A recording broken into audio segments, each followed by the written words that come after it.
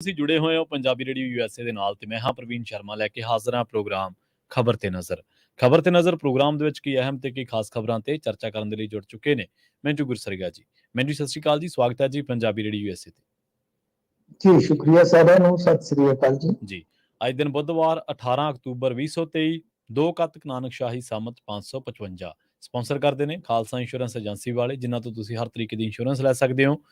Insurance ਬਾਰੇ ਪਤਾ ਕਰਨ ਦੇ ਲਈ ਇਹਨਾਂ ਦਾ ਨੰਬਰ ਹੈ 408-272-2500। ਇਹ 3 ਦਹਾਕਿਆਂ ਤੋਂ ਵੀ ਵੱਧ ਸਮੇਂ ਤੋਂ ਇੰਸ਼ੋਰੈਂਸ ਦੇ ਵਿੱਚ ਸ਼ਾਨਦਾਰ ਸੇਵਾਵਾਂ ਦੇ ਰਹੇ ਨੇ ਤੇ ਅਮਰੀਕਾ ਭਰ ਦੇ ਵਿੱਚ ਇੰਸ਼ੋਰੈਂਸ ਕਰਦੇ ਨੇ। ਅੱਜ ਹੀ ਡਾਇਲ ਕਰੋ 408-272-2500।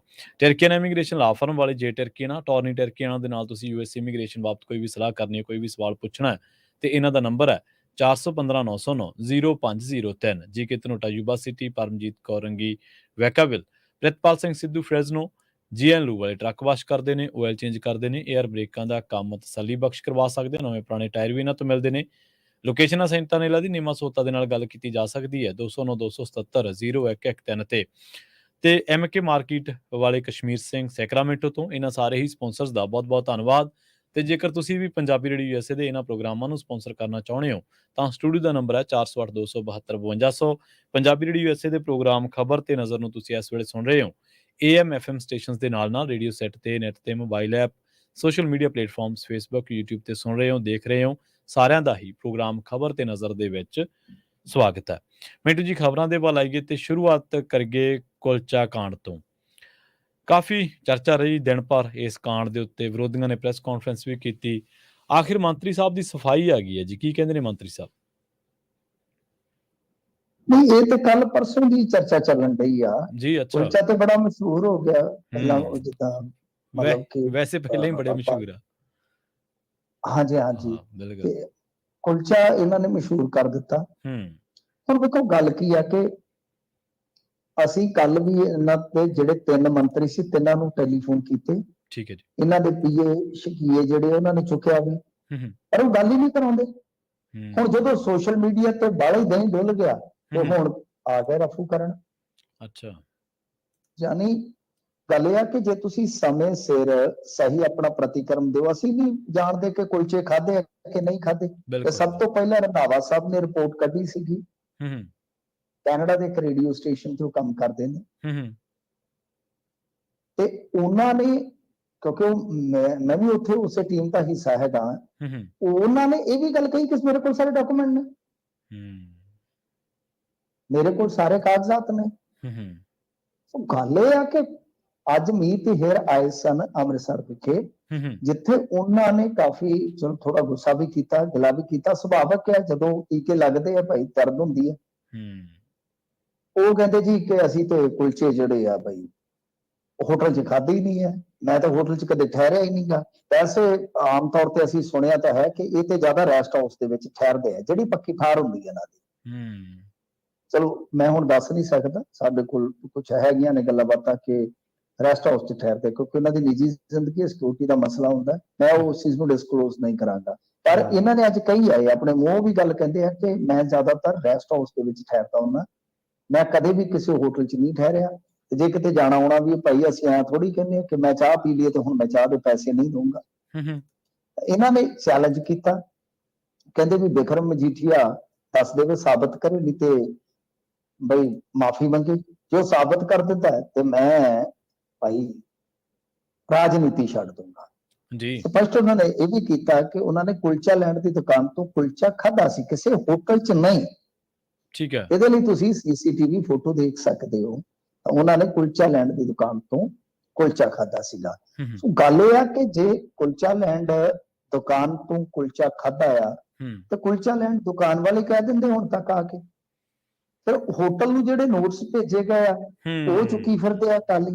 ਜੀ ਇਹ ਕਹਿੰਦੇ ਜੀ ਇਹ ਤਾਂ ਰੈਗੂਲਰ ਆ, ਰੂਟੀਨ ਆ ਜੀ, ਕਿਉਂਕਿ ਉੱਥੇ 58 ਅਸੀਂ ਇਸ ਤਰ੍ਹਾਂ ਦੇ ਨੋਟਸ ਕੱਢੇ ਆ, 58 ਪਾਰਟੀਆਂ ਨੂੰ। ਮਤਲਬ ਕਿ ਗੱਲ ਇਹ ਹੈ ਕਿ ਇੱਕ ਪਾਸੇ ਜਿਹੜੇ ਪੱਤਰਕਾਰ ਨੇ ਰਿਪੋਰਟ ਕੀਤੀ ਆ ਉਹ ਕਹਿੰਦੇ ਜੀ ਕਿ ਅਦਾਲਤ ਦੇ ਵਿੱਚ ਹੋਟਲ ਮਾਲਕ ਗਏ ਨੇ, ਜਦੋਂ ਨੋਟਸ ਤੇ ਨੋਟਸ ਆਈ ਗਿਆ ਤੇ ਮੇਰੇ ਕੋਲ ਅਦਾਲਤੀ ਕਾਗਜ਼ ਵੀ ਹੈ।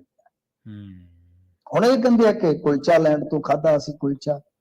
ਹਾਲਾਂਕਿ ਜਦੋਂ ਇਹਨਾਂ ਨੂੰ ਕਿਹਾ ਗਿਆ ਕਿ ਤੁਸੀਂ ਕੋਈ ਕਾਨੂੰਨੀ ਨੋਟਿਸ ਭੇਜੋਗੇ ਪੱਤਰਕਾਰਾਂ ਨੂੰ ਜਾਂ ਮਜੀਠੀਆ ਸਾਹਿਬ ਨੂੰ, ਤੇ ਇਹਨਾਂ ਦਾ ਕਹਿਣਾ ਸੀਗਾ ਮੀਤ ਹੇਰ ਹੋਰਾਂ ਦਾ ਕਿ ਨਹੀਂ ਅਸੀਂ ਕੰਮ ਕਰਨਾ, ਅਸੀਂ ਇਸ ਤਰ੍ਹਾਂ ਦੇ ਝੰਜਟ 'ਚ ਨਹੀਂ ਪੈਂਦੇ। ਵੈਸੇ ਆਹ ਗੱਲ ਸੋਹਣੀ ਕੀਤੀ ਆ, ਨਹੀਂ ਤੇ ਆਮ ਤੌਰ ਤੇ ਲੀਡਰ ਇੱਕ ਦੂਜੇ ਨਾਲ ਸਿੰਘ ਫਸਾ ਲੈਂਦੇ ਆ, ਕਿਉਂਕਿ ਇਸ ਤਰ੍ਹਾਂ ਦੀਆਂ ਗੱਲਾਂ ਉੱਡਦੀਆਂ ਰਹਿੰਦੀਆਂ ਹੁੰਦੀਆਂ। ਪੋਲਿਟਿਕਸ ਦੇ ਵਿੱਚ ਜਦੋਂ ਤੁਸੀਂ ਵੱਡੇ ਚਿਹਰੇ ਬਣ ਜਾਂਦੇ ਹੋ, ਇਸ ਤਰ੍ਹਾਂ ਦੀਆਂ ਚਰਚਾਵਾਂ ਚੱਲਦੀਆਂ ਹੁੰਦੀਆਂ। ਪਰ ਗੱਲ ਇਹ ਹੈ ਕਿ ਹੁਣ ਮੰਨ ਲਓ ਜੇ ਉਸ ਪੱਤਰਕਾਰ ਨੇ ਕਾਗਜ਼ਾਂ ਸਮੇਤ ਫਾਲੋ ਅਪ ਸਟੋਰੀ ਕਰ ਦਿੱਤੀ, ਫਿਰ ਕੀ ਕਰੋ? ਕਿਉਂਕਿ ਉੱਥੇ ਕਹਿੰਦਾ ਕਾਗਜ਼ ਨੇ ਮੇਰੇ ਕੋਲ। ਕਿਉਂਕਿ ਤੁਹਾਨੂੰ ਵੀ ਪਤਾ, ਮੈਨੂੰ ਵੀ ਪਤਾ ਹੈ, ਇਸ ਲਾਈਨ 'ਚ ਕਾਫੀ ਅਰਸਾ ਹੁਣ ਤੇ ਬਿਤਾ ਲਿਆ ਹੈ, ਕਿ ਕਈ ਵਾਰ ਪੱਤੇ ਕੁਛ ਹੱਥ 'ਚ ਰੱਖੇ ਜਾਂਦੇ ਹੁੰਦੇ ਆ, ਜਦੋਂ ਚੀਕ ਪੈਂਦੀ ਹੈ ਫਿਰ ਪੱਤੇ ਬਾਅਦ ਦੇ ਵਿੱਚੋਂ ਛੱਡ ਦਿੱਤੇ ਜਾਂਦੇ ਕਿ ਲਓ ਜੀ ਆ ਜਾਓ। ਤੇ ਜੇ ਅਗਲੇ ਦੇ ਪੱਤੇ ਛੱਡ ਦਿੱਤੇ ਫਿਰ ਕੀ ਕਰੋਗੇ? ਛੱਡੋਗੇ ਰਾਜਨੀਤੀ? ਜੀ। ਗੱਲ ਇਹ ਹੈ ਕਿ ਉਹ ਤੇ ਕਹਿ ਰਹੇ ਨੇ, ਅਸੀਂ ਖੁਦ ਗੱਲ ਕੀਤੀ ਹੈ, ਉਹ ਕਹਿੰਦੇ ਕਿ ਹਾਂ ਮੇਰੇ ਕੋਲ ਸਾਰੇ ਕਾਗਜ਼ਾਤ ਭੇਜਣ ਨੋਟਸ, ਮੈਨੂੰ ਮੈਂ ਜਵਾਬ ਦਊਂਗਾ। 5500 ਰੁਪਏ ਦੇਣ ਤੋਂ ਬਾਅਦ ਭੇਜੇ ਨੋਟਸ ਮਿੰਟੂ ਜੀ? ਹਾਂਜੀ, 5500 ਰੁਪਇਆ ਅਦਾ ਕਰਕੇ ਉਦੋਂ ਬਾਅਦ ਹੀ ਭੇਜੇ ਹੋਣੇ ਨੋਟਸ? ਨਹੀਂ, 5500 ਰੁਪਏ ਵਾਲਾ ਜਿਹੜਾ ਰੌਲਾ ਸੀਗਾ ਨਾ ਜੀ, ਇਹ ਤਾਂ ਕਹਿੰਦੇ ਅਸੀਂ ਹੋਟਲ ਗਏ ਨਹੀਂ। ਅੱਛਾ, ਠੀਕ ਆ। ਜਿਹੜੀ ਰਿਪੋਰਟ ਪੱਤਰਕਾਰ ਨੇ ਬਣਾਈ ਆ, ਇਹ ਤਾਂ ਕਹਿੰਦੇ ਕਿ ਅਸੀਂ ਦੇਖੋ ਦੋ ਚੀਜ਼ਾਂ ਨੇ, ਸਮਝੋ ਥੋੜਾ ਰਣਜੀਤ ਐਵੇਨਿਊ ਇੱਕ ਪੌਸ਼ ਇਲਾਕਾ ਹੈ, ਬਹੁਤ ਵੱਡੀਆਂ ਫੂਡ ਦੀਆਂ ਦੁਕਾਨਾਂ ਨੇ। ਪਹਿਲਾਂ ਪਾਸਪੋਰਟ ਦਾ ਦਫ਼ਤਰ ਉੱਥੇ ਹੁੰਦਾ ਸੀਗਾ, ਤੇ ਹੁਣ ਆਰਪੀਓ ਮਤਲਬ ਕਿ ਰੀਜਨਲ ਪਾਸਪੋਰਟ ਆਫਿਸ ਵੀ ਉੱਥੇ ਹੈ, ਹੋਰ ਵੀ ਕੰਪਲੈਕਸ ਆ। ਉੱਥੇ ਕੁਲਚਾ ਲੈਂਡ ਨਾਂ ਦੀ ਇੱਕ ਬਹੁਤ ਚੱਲਦੀ ਦੁਕਾਨ ਆ। ਰਿਪੋਰਟ ਇਹ ਕਹਿੰਦੀ ਹੈ ਕਿ ਅਕਾਲੀ ਇਹ ਗੱਲ ਕਹਿੰਦੇ ਆ ਕਿ ਇਹਨਾਂ ਨੂੰ ਉੱਥੇ ਜਗ੍ਹਾ ਨਹੀਂ ਮਿਲੀ, ਭੀੜ ਭੜੱਕਾ ਜ਼ਿਆਦਾ ਸੀ। ਇਹਨਾਂ ਨੇ ਸਾਹਮਣੇ ਹੈਗਾ ਕਿ ਹੋਟਲ ਬੜਾ ਪੁਰਾਣਾ, ਉੱਥੇ ਜਾ ਕੇ ਕਮਰਾ ਖਲਵਾਉਣਾ ਸੀਗਾ, ਤੇ ਉਹਨਾਂ ਨੇ ਆਖਿਆ ਵੀ ਅਸੀਂ ਕਮਰਾ ਖੋਲ ਦੇਵਾਂਗੇ, ਪਹਿਲਾਂ 5500 ਰੁਪਇਆ ਦੇ। ਠੀਕ ਹੈ ਜੀ। ਤੇ ਜਦ ਕਿ ਸਰਕਾਰ ਦੇ ਕੋਲ ਉੱਥੇ ਪਹਿਲਾਂ ਹੀ ਆਲਰੇਡੀ ਕਹਿ ਲਓ ਕਿ 20 ਕਮਰੇ ਹੈਗੇ ਸੀ, ਪਰ ਇਹਨਾਂ ਨੂੰ ਸ਼ਾਇਦ ਇਸ ਗੱਲ ਦਾ ਪਤਾ ਨਹੀਂ ਸੀ, ਕਿਉਂਕਿ ਉਦੋਂ ਅਰਵਿੰਦ ਕੇਜਰੀਵਾਲ ਇੱਥੇ ਆਏ ਹੋਏ ਸੀ ਅੰਮ੍ਰਿਤਸਰ। ਰਿਪੋਰਟ ਇਹ ਕਹਿੰਦੀ ਆ, ਤੇ ਅਕਾਲੀ ਫਿਰ ਕੱਢ ਲਿਆਏ ਨੋਟਸ ਕਿ ਜਦੋਂ ਇਹਨਾਂ ਨੇ ਆਖਿਆ ਵੇਖਿਆ ਕਿ ਅਸੀਂ ਤਾਂ ਮੰਤਰੀ, ਉਹਨਾਂ ਕਿਹਾ ਜੀ ਭਾਵੇਂ ਕੋਈ ਹੋਵੋ ਪੈਸੇ ਤੇ ਲੱਗਣੇ ਨੇ। ਇਹ ਉੱਥੋਂ ਆ ਗਏ, ਤੇ ਉਸ ਤੋਂ ਬਾਅਦ ਜਿਹੜੇ ਡਿਪਾਰਟਮੈਂਟ ਸੀ ਕਿ ਮੰਤਰੀਆਂ ਦੇ ਕੋਲ, ਉਸ ਹਿਸਾਬ ਨਾਲ ਕਿਸੇ ਕੋਲ ਜਿਵੇਂ ਐਕਸਾਈਜ਼ ਦਾ ਡਿਪਾਰਟਮੈਂਟ ਸੀਗਾ, ਚੀਮਾ ਸਾਹਿਬ ਕੋਲ ਐਕਸਾਈਜ਼ ਦਾ ਆ ਗਿਆ, ਪੋਲਿਊਸ਼ਨ ਦਾ ਮੀਤ ਹੇਰ ਕੋਲ ਤੇ ਉਹ ਆ ਗਿਆ, ਇਵਨ ਦੈਟ ਕਿ ਬਿਜਲੀ ਵਾਲਾ ਵੀ ਆ ਗਿਆ ਕਿ ਸ਼ਾਮ ਤੱਕ ਤੁਹਾਡੀ ਬਿਜਲੀ ਕੱਟ ਦਿਆਂ। ਫੂਡ ਵਾਲਾ ਵੀ ਸੁਣਦੇ, ਤੇ ਫੂਡ ਸਟੈਂਡਰਡ ਦਾ ਤਾਂ ਉਹਨਾਂ ਨੂੰ ਕਹਿੰਦੇ ਕਿ 15 ਦਿਨ ਪਹਿਲਾਂ 5 ਰੇਟਿੰਗ ਦਾ ਟੈਗ ਮਿਲਿਆ ਜੀ। ਵਾਹ, ਤਾਂ ਸਰਕਾਰ ਨੇ ਦਿੱਤਾ। ਸੋ ਕਹਿਣ ਦਾ ਮਤਲਬ ਕਿ ਇਹ ਤਾਂ ਦੇਖੋ ਰਿਪੋਰਟ ਹੈ, ਇਹ ਕੋਈ ਅੰਤਲਾ ਸੱਚ ਆਪਾਂ ਪੁਸ਼ਟੀ ਨਹੀਂ ਕਰ ਸਕਦੇ ਜੀ ਪ੍ਰਵੀਨ ਜੀ। ਇਹ ਇੱਕ ਪੱਤਰਕਾਰ ਦਾ ਦਾਵਾ, ਤੇ ਇਹਨਾਂ ਦਾ ਦਾਵਾ ਹੈ ਕਿ ਅਸੀਂ ਉਸ ਹੋਟਲ 'ਚ ਗਏ ਹੋਈ ਨਹੀਂ, ਅਸੀਂ ਰਹੇ ਹਾਂ ਕੁਲਚਾ ਲੈਂਡ ਵਾਲੀ ਦੁਕਾਨ। ਤੇ ਮੈਂ ਇਸ ਗੱਲ ਦੇ ਨਾਲ ਚਲੋ ਠੀਕ ਹੈ ਕਿ ਇੱਕ ਵੇਲੇ ਤੱਕ ਸਹਿਮਤ ਹਾਂ, ਇੱਕ ਵੇਲੇ ਤੱਕ ਜੇ ਫਾਲੋ ਅਪ ਸਟੋਰੀ ਆ ਗਈ ਫਿਰ ਅਗਲੇ ਨੇ ਕਾਗਜ਼ ਕੱਢ ਦਿੱਤੇ, ਕਿਉਂਕਿ ਅਦਾਲਤ ਦੇ ਵਿੱਚ ਤੇ ਹੋਟਲ ਮਾਲਕ ਨੇ ਜਾ ਕੇ ਦੱਸਿਆ ਹੀ ਹੋਏਗਾ ਨਾ ਕਿ ਵਜ੍ਹਾ ਕੀ ਹੈ। ਜੇ ਕੱਲ ਨੂੰ ਕਾਗਜ਼ ਨਿਕਲ ਆਏ ਅਦਾਲਤ ਦੇ, ਕੀ ਰਾਜਨੀਤੀ ਛੱਡ ਜਾਓਗੇ? ਫਿਰ ਤੁਹਾਨੂੰ ਐਦੋਂ ਵੀ ਜ਼ਿਆਦਾ ਲੋਕਾਂ ਨੇ ਸ਼ਰਮ ਦੇਣੀ ਜੇ। ਪਰ ਜੇ ਗੱਲ ਇਹ ਝੂਠੀ ਹੈ ਤਾਂ ਬਿਲਕੁਲ ਮੈਂ ਹੋਵਾਂ ਕੋਈ ਹੋਵੇ, ਫਿਰ ਉਹ ਪੱਤਰਕਾਰਤਾ ਦੇ ਪੇਸ਼ੇ ਨਾਲ ਨਿਆਂ ਨਹੀਂ ਹੈਗਾ ਕਿ ਤੁਸੀਂ ਮਿੱਥ ਕੇ ਕਿਸੇ ਸਰਕਾਰ ਦੀ ਬਦਨਾਮੀ ਕਰੋ, ਫਿਰ ਸਰਕਾਰ ਕਾਰਵਾਈ ਵੀ ਕਰ ਸਕਦੀ ਹੈ, ਤੇ ਬੜੀ ਜ਼ਬਰਦਸਤ ਕਾਰਵਾਈ ਹੋ ਜਾਂਦੀ ਹੁੰਦੀ ਹੈ, ਕਿਉਂਕਿ ਤੁਸੀਂ ਚੁਣੀ ਹੋਈ ਸਰਕਾਰ ਦੇ ਖਿਲਾਫ ਸਾਜ਼ਿਸ਼ ਨਹੀਂ ਕਰ ਸਕਦੇ, ਉਹਨੂੰ ਅਸਥਿਰ ਕਰਨ ਦੀ ਕੋਈ ਹਰਕਤ ਨਹੀਂ ਕਰ ਸਕਦੇ। ਸੋ ਇਸ ਕਰਕੇ ਹੁਣ ਇਹ ਮਾਮਲਾ ਉਲਝ ਗਿਆ, ਤੇ ਇਹਨਾਂ ਨੇ ਸਫਾਈ ਜ਼ਰੂਰ ਦਿੱਤੀ ਆ, ਔਰ ਇਹਨਾਂ ਨੂੰ ਘੱਟੋ ਘੱਟ ਆਪਣੇ ਪੀਏ ਜਿਹੜੇ ਹੈਗੇ ਆ ਨਾ, ਉਹਨਾਂ ਨੂੰ ਇਹ ਆਪ ਤੇ ਫੋਨ ਚੱਕਦੇ ਨਹੀਂ ਹੈ ਤੇ ਚੱਕਣੋਂ ਰਹਿ, ਘੱਟੋ ਘੱਟ ਉਹਨਾਂ ਨੂੰ ਅਪ ਟੂ ਡੇਟ ਰਹਿਣ ਵਾਸਤੇ ਕਹਿਣਾ ਚਾਹੀਦਾ ਕਿ ਜੇ ਇਸ ਤਰ੍ਹਾਂ ਦੀ ਕੋਈ ਗੱਲ ਹੁੰਦੀ ਆ ਫੌਰੀ ਤੌਰ ਤੇ ਇਹਨਾਂ ਨੂੰ ਸੂਚਿਤ ਕਰਨ, ਤੇ ਇਹ ਆਪਣੇ ਅਫੀਸ਼ੀਅਲ ਪੇਜ ਤੋਂ ਪ੍ਰਤੀਕਰਮ ਦੇ ਦੇਣ, ਨਾਲ ਦੀ ਨਾਲ ਹੀ ਇਹਨਾਂ ਦਾ ਪੱਖ ਆ ਜਾਵੇ। ਅੱਜ ਇੰਨੀਆਂ ਚੀਕਾਂ ਮਾਰਨ ਦੀ ਕੀ ਜ਼ਰੂਰਤ ਸੀ? ਜੀ। ਤੇ ਮਿੰਟੂ ਜੀ, ਸੀਐਮ ਨੇ ਹਜ਼ਾਰਾਂ ਬੱਚਿਆਂ ਨੂੰ ਸਹੁੰ ਚੁਕਾਉਣ ਵਾਲਾ ਪ੍ਰੋਗਰਾਮ ਅਟੈਂਡ ਕੀਤਾ ਜੀ। ਹਾਂਜੀ, ਦੇਖੋ ਇਹਨਾਂ ਨੇ ਸਹੁੰ ਚੁਕਾਈ ਹੈ ਜੀ, ਅੱਜ ਸਹੁੰ ਚੁਕਾਈ ਹੈ ਇਹਨਾਂ ਨੇ ਬੱਚਿਆਂ ਨੂੰ। ਦੇਖੋ ਗੱਲ ਇਹ ਆ ਕਿ ਹੁਣ ਇਹਦੇ ਤੇ ਵੀ ਬੜੇ ਤਰਕ ਵਿਤਰਕ ਹੋ ਰਹੇ ਨੇ ਸਵੇਰ ਦੇ। ਵੈਸੇ ਚਲੋ ਮੈਂ ਤੁਹਾਨੂੰ ਪਤਾ ਹੀ ਆ ਜਿਸ ਤਰ੍ਹਾਂ ਦਾ ਮੇਰਾ ਹੈਗਾ ਸੁਭਾਅ, ਪਰ ਆਸਥਾ ਦੇ ਮਾਮਲੇ 'ਚ ਕਦੇ ਕਿਸੇ ਤੇ ਕੋਈ ਨਾ ਟੌਂਟਬਾਜ਼ੀ ਕੀਤੀ, ਚਾਹੇ ਕੋਈ ਕਿਸੇ ਵੀ ਧਰਮ ਦਾ। ਆਸਥਾ ਉਹਦਾ ਨਿੱਜੀ ਮਸਲਾ, ਧਰਮ ਦਾ ਨਿੱਜੀ ਮਸਲਾ ਹੈ। ਪਰ ਮੈਨੂੰ ਦੱਸੋ ਵੀ ਇੰਡੀਆ ਦੇ ਵਿੱਚ ਜੇ ਆਪਾਂ ਪੰਜਾਬ ਦੇ ਪੱਖ ਤੋਂ ਦੇਖੀਏ ਤਾਂ ਇੱਥੇ ਵੱਡੇ 20 ਦੇ ਕਰੀਬ ਅਖਬਾਰ ਛਪਦੇ, ਜਿਨ੍ਹਾਂ ਚੋਂ ਮੈਂ ਤਕਰੀਬਨ ਸਾਰੇ ਪੜ੍ਹਦਾ ਜੀ। ਇੱਕ ਵੀ ਅਖਬਾਰ ਐਸਾ ਨਹੀਂ ਤੁਹਾਨੂੰ ਮਿਲੇਗਾ ਜਿਹਦੇ 'ਚ ਪੰਜਾਬ ਸਰਕਾਰ ਦਾ ਇਹ ਅਰਦਾਸ ਦਾ ਇਸ਼ਤਿਹਾਰ ਨਾ ਲੱਗਾ ਹੋਵੇ। ਠੀਕ ਹੈ। ਕਿ ਤੁਸੀਂ ਗੁਰੂ ਘਰ ਜਾਂਦੇ ਹੋ ਤੇ ਏਦਾਂ ਪਹਿਲਾਂ ਬੋਰਡ ਲਾਉਨੇ, ਹੋਰਡਿੰਗ ਲਾਉਨੇ ਕਿ ਮੈਂ ਅਮਰੀਕਾ ਦੇ ਫਲਾਣੇ ਗੁਰੂ ਘਰ 'ਚ ਜਾਣਾ ਹੈ ਜੀ ਅਰਦਾਸ ਕਰਨ ਵਾਸਤੇ ਜੀ। ਪ੍ਰੋਬਲਮ ਇੱਥੇ ਆ ਜਾਂਦੀ ਹੈ ਕਿ ਤੁਸੀਂ ਪਤਾ ਨਹੀਂ ਕਿਉਂ ਹਰ ਇੱਕ ਇਵੈਂਟ ਨੂੰ ਇਸ ਤਰ੍ਹਾਂ ਪ੍ਰਚਾਰ ਦਿਓ ਕਿ ਬਈ ਬਸ ਮਤਲਬ ਕਿ ਇਹ ਤੋਂ ਬਾਅਦ ਤਾਂ ਹੁਣ ਖਤਮ ਹੈ ਕਹਾਣੀ। ਜਦ ਕਿ ਦੇਖੋ ਚਲੋ ਤੁਸੀਂ ਸਰਬੱਤ ਦਾ ਭਲਾ ਪ੍ਰੇ ਕਰ ਦਿੱਤੀ ਨਸ਼ਾ ਮੁਕਤ ਪੰਜਾਬ ਬਣਾਉਣ ਲਈ ਕਿ ਅਰਦਾਸ ਕਰਨੀ ਆ ਅਸੀਂ, ਮੈਨੂੰ ਦੱਸੋ ਮੈਂ ਯਾਦ ਕਰਾਉਣਾ ਇਹਨਾਂ ਦੇ ਜਿਹੜੇ ਹੈਗੇ ਨਾ ਸਮਰਥਕ, ਉਹਨਾਂ ਨੂੰ ਮੈਂ ਬਹੁਤ ਚੁੱਕਦਾ ਕਿਉਂਕਿ ਮੈਂ ਉਹਨਾਂ ਦੀਆਂ ਗੱਲਾਂ ਯਾਦ ਰੱਖਦਾ। ਜਿੱਦਣ 15 ਅਗਸਤ ਸੀ ਤੇ 15 ਅਗਸਤ ਤੋਂ ਪਹਿਲਾਂ ਮੈਂ ਕਿਹਾ ਨਹੀਂ ਸੀ ਕਿ ਬਸ 15 ਅਗਸਤ ਲੰਘ ਲੈਂਦੇ, ਉਸ ਤੋਂ ਬਾਅਦ ਨਸ਼ੇ ਦੇ ਖਿਲਾਫ ਬੜੀ ਵੱਡੀ ਇੱਕ ਮੁਹਿੰਮ ਚਲਾਵਾਂਗੇ ਅਸੀਂ, ਖੁਦ ਮਾਨ ਸਾਹਿਬ ਨੇ ਤੇ ਕਿਹਾ। ਜੀ ਜੀ। ਅੱਛਾ, ਉਸ ਤੋਂ ਪਹਿਲਾਂ ਕੰਪੇਨ ਚ ਕਿਹਾ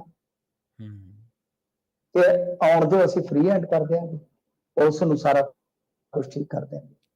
ਅਰਦਾਸ ਆਪਣੀ ਜਗ੍ਹਾ ਠੀਕ ਆ, ਅਰਦਾਸ ਆਪਣੀ ਜਗ੍ਹਾ ਠੀਕ ਆ, ਤੁਸੀਂ ਕਰ ਦਿੱਤੀ ਬਈ। ਦੂਜੇ ਪਾਸੇ ਘੱਟੋ ਘੱਟ ਪਹਿਲਾਂ ਪਛਤਾਵਾ ਤੇ ਕਰੋ, ਕਿਉਂਕਿ ਤੁਹਾਡੇ 1.5 ਸਾਲਾਂ ਦੇ ਦੌਰਾਨ 300 ਦੇ ਕਰੀਬ ਓਵਰਡੋਜ਼ ਨਾਲ ਮੌਤ ਜਿਹੜੀ ਆ ਉਹ ਅਖਬਾਰਾਂ 'ਚ ਰਿਪੋਰਟ ਹੋਈ ਆ, ਮੇਰੇ ਕੋਲ ਕਟਿੰਗਾਂ ਨੇ। ਕਿ ਉਹਦੇ ਵਾਸਤੇ ਤੁਹਾਨੂੰ ਪਛਤਾਵਾ ਨਹੀਂ ਪਹਿਲਾਂ ਕਰਨਾ ਚਾਹੀਦਾ? ਗੁਰੂ ਘਰ ਜਾ ਕੇ ਅਰਦਾਸ ਤੇ ਚਲੋ ਠੀਕ ਆ, ਪਰ ਪਛਤਾਵਾ ਵੀ ਕਰੀਦਾ ਜੀ, ਕਿਉਂਕਿ ਤੁਸੀਂ ਦਾਅਵੇ ਵੱਡੇ ਵੱਡੇ ਕੀਤੇ ਸੀ, ਉਹ ਚੀਜ਼ਾਂ ਰੋਕੀਆਂ ਨਹੀਂ। ਤੇ ਜੇ ਕੱਲੀ ਤੁਸੀਂ ਅਰਦਾਸ ਕਰਕੇ ਕੋਈ ਸੋਲਿਡ ਨੀਤੀ ਨਹੀਂ ਅਪਣਾਓਗੇ, ਕੁਛ ਨਹੀਂ ਕਰੋਗੇ, ਤਾਂ ਕੀ ਸਾਰਾ ਹੱਲ ਹੋ ਜਾਏਗਾ? ਜੀ। 30 35 40 ਹਜ਼ਾਰ ਬੱਚਾ ਉੱਥੇ ਲਿਜਾਣਾ, ਹੁਣ ਬੱਚੇ ਨੂੰ ਤੁਸੀਂ ਸਹੁੰ ਚੁਕਾ ਦਿੱਤੀ ਆ, ਕੀ ਗਾਰੰਟੀ ਹੈਗੀ ਹੈ ਕਿ 40 ਹਜ਼ਾਰ ਬੱਚਾ ਜ਼ਿੰਦਗੀ 'ਚ ਕਦੇ ਨਸ਼ਾ ਨਹੀਂ ਕਰੇਗਾ? ਤੇ ਜੇ ਕਰੇਗਾ ਤੇ ਜੇ ਸਹੁੰ ਦਾ ਭਾਰ ਪਊਗਾ ਤੇ ਚੁਕਾਉਣ ਵਾਲੇ ਨੂੰ ਪੈਣਾ ਜੀ। ਦੂਜੀ ਗੱਲ, ਕਿ ਹਾਈ ਕੋਰਟ ਦੀਆਂ ਡਾਇਰੈਕਸ਼ਨਸ ਨੇ ਅੱਜ ਤੋਂ 7 ਸਾਲ ਪਹਿਲਾਂ ਦੀਆਂ ਜੀ। 7 ਸਾਲ ਪਹਿਲਾਂ ਇਹ ਮਾਮਲਾ ਜਦੋਂ ਸ਼ਸ਼ੀਕਾਂਤ ਹੋਰਾਂ, ਯਾਦ ਹੈ ਤੁਹਾਨੂੰ ਸ਼ਸ਼ੀਕਾਂਤ ਹੋਰਾਂ ਵਾਲਾ ਮਾਮਲਾ, ਨਵਕਿਰਨ ਸਿੰਘ ਹੋਰਾਂ ਵਾਲਾ ਮਾਮਲਾ, ਨਰਿੰਜਨ ਸਿੰਘ ਹੋਰਾਂ ਵਾਲਾ ਮਾਮਲਾ ਚੱਲਿਆ ਡਰੱਗ ਵਾਲਾ, ਜਿਹੜਾ ਹਜੇ ਤੱਕ ਵੀ ਚੱਲ ਰਿਹਾ ਡਰੱਗ ਰਿਪੋਰਟਾਂ ਵਾਲਾ। ਜੀ ਜੀ। ਤੇ 6-7 ਸਾਲ ਹੋ ਗਿਆ, ਡਾਇਰੈਕਸ਼ਨਸ ਦਿੱਤੀਆਂ ਹੋਈਆਂ ਹਾਈ ਕੋਰਟ ਨੇ ਕਿ ਸਕੂਲੀ ਸਿਲੇਬਸ 'ਚ ਬਈ ਡਰੱਗ ਦਾ ਸਿਲੇਬਸ ਸ਼ਾਮਲ ਕਰੋ। ਜਿਹੜੀ ਗੱਲ ਕਰਨ ਵਾਲੀ ਉਹ ਕਰਨੀ ਨਹੀਂ ਹੈ, ਨਾ ਪਹਿਲੀਆਂ ਸਰਕਾਰਾਂ ਨੇ ਨਾ ਹੁਣ। ਤਾਂ ਚਲੋ ਅਰਦਾਸ ਤੇ ਕੋਈ ਕਿੰਤੂ ਪਰੰਤੂ ਨਹੀਂ। ਹਾਲਾਂਕਿ ਅਕਾਲੀਆਂ ਨੇ ਤਾਂ ਸਵਾਲ ਚੁੱਕਿਆ ਕਿ ਪਹਿਲਾਂ ਕਹਿੰਦੇ ਸੀਗੇ ਕਿ ਵਿਸ਼ਵਾਸ ਕਰੋ ਤੇ ਹੁਣ ਕਹਿੰਦੇ ਅਰਦਾਸ ਕਰੋ, ਮਤਲਬ ਕਿ ਸਰੈਂਡਰ ਕਰ ਚੁੱਕੇ ਆ। ਪਰ ਮੈਂ ਉਹਦੇ ਤੇ ਕੋਈ ਕਿੰਤੂ ਪਰੰਤੂ ਨਹੀਂ ਕਰੂੰਗਾ। ਚਲੋ ਅਰਦਾਸ ਕਿਸੇ ਵੀ ਬੰਦੇ ਦੀ ਜਿਹੜੀ ਭਾਵਨਾ ਹੁੰਦੀ ਹੈ, ਸੰਕਲਪ ਬੰਦੇ ਨੇ ਲੈਣਾ ਹੁੰਦਾ, ਚਲੋ ਅਰਦਾਸ ਕਰਕੇ ਉਹ ਸੰਕਲਪ ਉਹਦੇ ਚ ਚਲੋ ਇੱਛਾ ਸ਼ਕਤੀ ਜਿਹੜੀ ਜਾਗਦੀ ਆ। ਪਰ ਗੱਲ ਇਹ ਆ ਕਿ ਇਹ ਚੀਜ਼ਾਂ ਏਦਾਂ ਨਹੀਂ ਠੀਕ ਹੋਣੀਆਂ।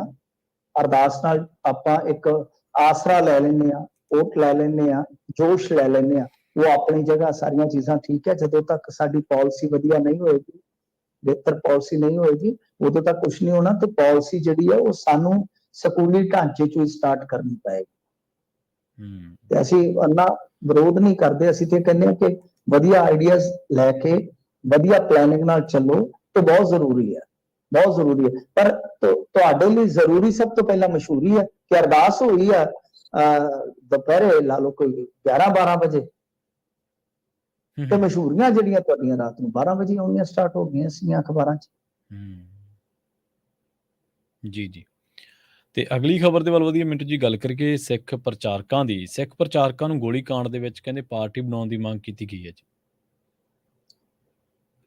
ਦੇਖੋ, ਸਿੱਖ ਪ੍ਰਚਾਰਕਾਂ ਦਾ ਜਿਹੜਾ ਮਸਲਾ ਹੈ ਨਾ, ਇਹਦੇ 'ਚ ਇਹ ਆ ਕਿ ਉਹੀ ਪੁਲਿਸ ਵਾਲੀ FIR, ਵੈਸੇ ਮੈਂ ਤੇ ਲੰਬੇ ਸਮੇਂ ਤੋਂ ਕਹਿੰਦਾ ਆ ਰਿਹਾ ਸੀਗਾ ਕਿ ਜਦੋਂ ਤੱਕ FIR ਹੈਗੀ ਆ, ਸਟੈਂਡ ਕਰਦੀ ਆ, ਉਦੋਂ ਤੱਕ ਉਸ FIR ਦੇ ਵਿੱਚ ਕੁਝ ਵੀ ਹੋ ਸਕਦਾ ਆ। ਤਾਂ ਹੁਣ ਮਾਮਲਾ ਫੇਰ ਉਹੀ ਹੈ ਕਿ ਜਿਹੜੇ ਕੁਝ ਪੁਲਿਸ ਵਾਲੇ ਕੋਟਕਪੂਰਾ ਗੋਲੀकांड 'ਚ ਨਾਮਜ਼ਦ ਕੀਤੇ ਗਏ ਨੇ, ਆ ਪਿੱਛੇ ਜੇ ਤੇ ਉਹਨਾਂ ਨੇ ਐਂਗਲ ਹੀ ਹੋਰ ਦੇ ਦਿੱਤਾ ਸੀਗਾ ਕਿ ਭੀੜ ਦੇ ਵਿੱਚੋਂ ਕਿਸੇ ਨੇ ਗੋਲੀ ਚਲਾਈ ਕਿਉਂਕਿ ਇਹਨਾਂ ਨੇ ਰਾਈਫਲ ਖੋਲੀ ਸੀ ਪੁਲਿਸ ਵਾਲਿਆਂ ਦੀ। ਜੀ ਤੇ ਹਾਂਜੀ ਉਸ ਤੋਂ ਬਾਅਦ ਹੁਣ ਇਹ ਜਿਹੜਾ 14 ਅਕਤੂਬਰ 2015 ਲਗਭਗ 8 ਸਾਲ ਪਹਿਲਾਂ ਜੋ ਇਹ ਕਾਂਡ ਵਾਪਰਿਆ, ਤਾਂ ਇਹਦੇ ਵਿੱਚ ਪੁਲਿਸ ਫੋਰਸ ਤੇ ਕਥਿਤ ਹਮਲਾ ਕਰਨ ਦੇ ਦੋਸ਼ 'ਚ ਕਹਿੰਦੇ ਕਿ 12 ਦਰਜਨ ਭਰ ਪ੍ਰਚਾਰਕਾਂ ਨੂੰ ਮੁਲਜ਼ਮ ਵਜੋਂ ਅਦਾਲਤ ਵਿੱਚ ਤਲਬ ਕੀਤਾ ਜਾਵੇ, ਐਸੀ ਮੰਗ ਕਰ ਦਿੱਤੀ ਆ ਜੀ ਸਾਬਕਾ ਐਸਐਸਪੀ ਚਰਨਜੀਤ ਤੇ ਥਾਣਾ ਸਿਟੀ ਦੇ ਜਿਹੜਾ ਉਸ ਟਾਈਮ ਹੈਗਾ ਸੀ ਐਸਐਚਓ ਗੁਰਦੀਪ ਬੰਦੇਰ, ਇਹਨਾਂ ਨੇ ਅਰਜ਼ੀ ਪਾ ਦਿੱਤੀ ਆ ਜੀ ਤਾਂ ਹੁਣ ਤੁਸੀਂ ਦੇਖ ਲਓ ਕਿ ਇਹ ਕਹਾਣੀ ਕਿੱਧਰ ਨੂੰ ਤੁਰੀ ਜਾਂਦੀ ਹੈ ਕਿ ਪਹਿਲਾਂ ਇਹ ਗੱਲ ਕਹੀ ਗਈ ਹੋ ਸਕਦਾ ਫਾਇਰ ਕਿਸੇ ਨੇ ਭੀੜ ਚੋਂ ਕੀਤਾ ਹੋਵੇ, ਤੇ ਫਿਰ ਉਸ ਤੋਂ ਬਾਅਦ ਹੁਣ ਸਿੱਖ ਪ੍ਰਚਾਰਕਾਂ ਨੂੰ ਕਿ ਇਹਨਾਂ ਨੂੰ ਮੁਲਜ਼ਮ ਬਣਾਓ ਉਸ ਐਫਆਈਆਰ 'ਚ, ਕਿਉਂਕਿ 40 ਦੇ ਕਰੀਬ ਪੁਲਿਸ ਮੁਲਾਜ਼ਮ ਜਿਹੜੇ ਆ ਉਹ ਜ਼ਖਮੀ ਹੋਏ ਆ। ਜੀ ਹੁਣ ਦੇਖੋ, ਹਾਲਾਂਕਿ ਸਰਕਾਰ ਨੇ ਇਸ ਦਾਅਵੇ ਦਾ ਵਿਰੋਧ ਵੀ ਕੀਤਾ ਹੈ ਕਿਉਂਕਿ ਸਰਕਾਰ ਵਾਸਤੇ ਬਹੁਤ ਕਸੂਤੀ ਸਥਿਤੀ ਬਣੀ ਹੋਈ ਹੈ ਨਾ। ਉਹ ਮੁਲਜ਼ਮਾਂ ਦੇ ਤੌਰ ਤੇ ਚਲੋ ਚਰਨਜੀਤ ਸ਼ਰਮਾ ਹੋਰਾਂ ਦੀ ਅਰਜ਼ੀ ਦੇ ਵਿਰੋਧ ਤਾਂ ਕਰ ਲੈਗੀ, ਪਰ ਜਿਹੜੇ ਜ਼ਖਮੀ ਹੋਏ ਆ ਜਿਨ੍ਹਾਂ ਚੋਂ ਇੱਕ ਪੁਲਿਸ ਵਾਲਾ ਸਦਾ ਲਈ ਨਕਾਰਾ ਹੋ ਗਿਆ, ਤੇ ਹੱਕ 'ਚ ਕਿਤੇ ਨਾ ਕਿਤੇ ਤਾਂ ਉਹਨਾਂ ਦੇ ਵੀ ਖਲੋਣਾ ਪਏਗਾ ਨਾ। ਅੱਜ ਤੇ ਵਿਰੋਧ ਕਰ ਰਹੇ ਆ। ਸੋ ਇਸ ਕਰਕੇ ਹੁਣ ਇਸ ਅਰਜ਼ੀ ਤੇ ਕਹਿ ਲਓ ਕਿ ਸੁਣਵਾਈ ਜਿਹੜੀ ਹੈ 4 ਨਵੰਬਰ ਨੂੰ ਹੋਣੀ ਆ, 4 ਨਵੰਬਰ ਨੂੰ। ਫਿਰ ਉਹਦੇ 'ਚ ਪਤਾ ਲੱਗੇਗਾ ਕਿ ਕੀ ਅੱਗੇ ਫਰਦਰ ਅਦਾਲਤ ਕੋਈ ਹੁਕਮ ਦਿੰਦੀ ਹੈ ਕਿ ਨਹੀਂ, ਪਰ ਕਹਾਣੀ ਉਸੇ ਦਿਸ਼ਾ ਵੱਲ ਵੱਧ ਰਹੀ ਹੈ ਜਿਸ ਦਿਸ਼ਾ ਵੱਲ ਵਧਣ ਦਾ ਇਮਕਾਨ ਸੀ। ਇਨਸਾਫ ਤੇ ਹਾਲੇ ਕੀ ਮਿਲਣਾ, ਹਾਲੇ ਤੇ ਚਲੋ ਕਿ ਜਦੋਜਹਿਦ ਇਹ ਚੱਲ ਰਹੀ ਹੈ ਕਿ ਕੰਮ ਬਰੋਬਰ ਕਰ ਲਿਆ ਜਾਵੇ ਕਿਸੇ ਤਰੀਕੇ ਨਾਲ,